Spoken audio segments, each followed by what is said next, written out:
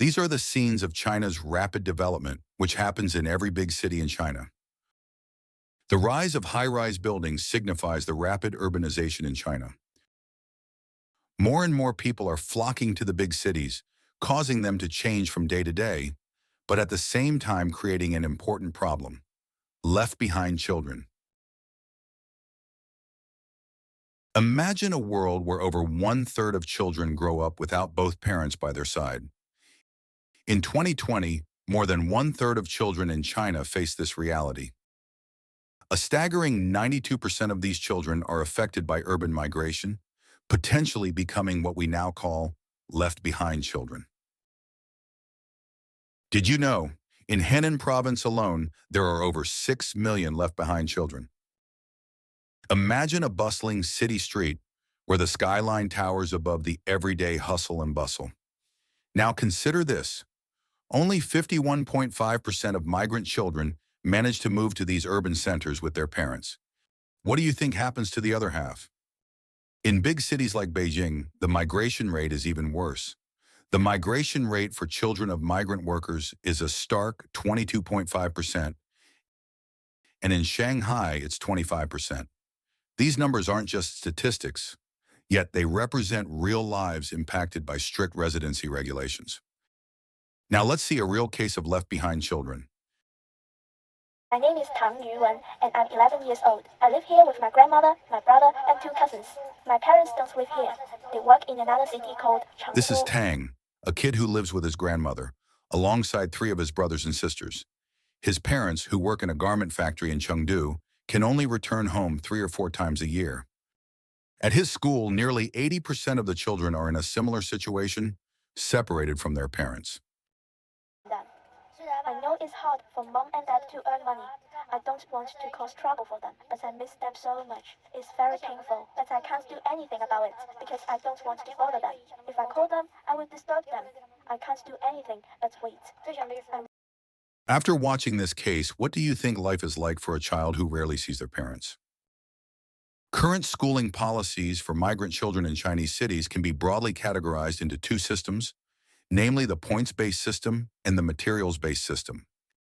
In the points system, children are assigned to public schools based on points accumulated by their families, with placements determined from highest to lowest.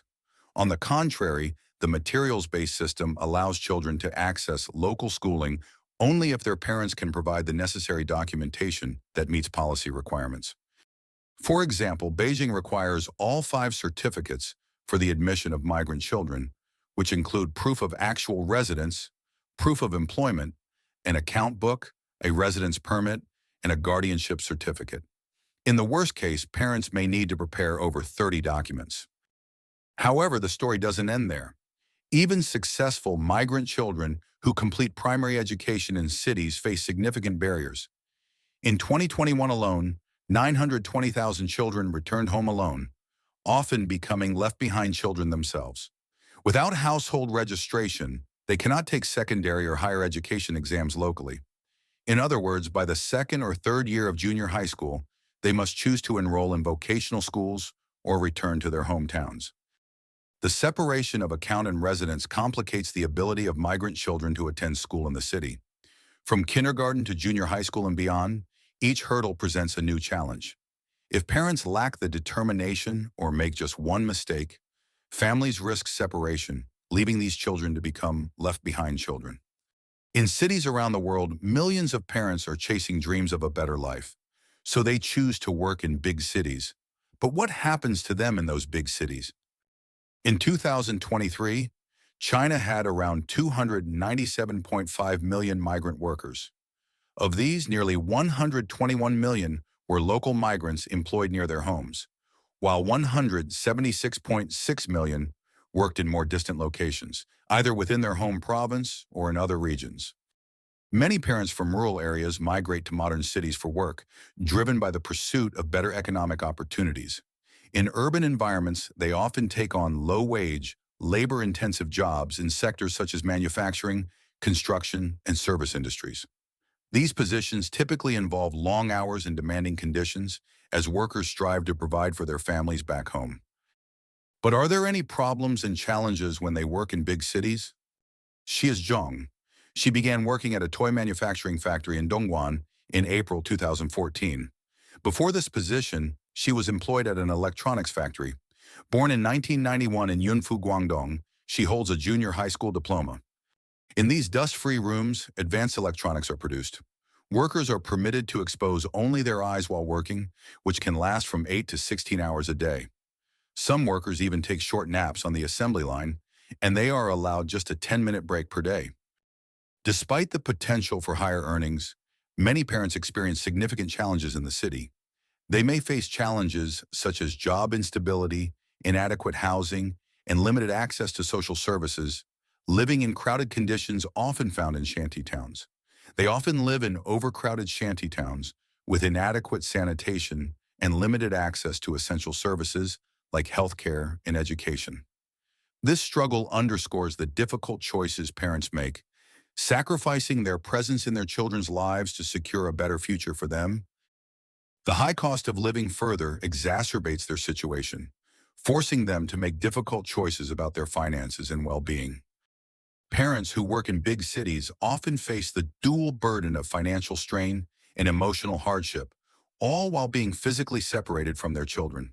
This separation can lead to feelings of guilt and anxiety as they worry about their children's well-being back home, where they are left to navigate life without their parents' guidance and support.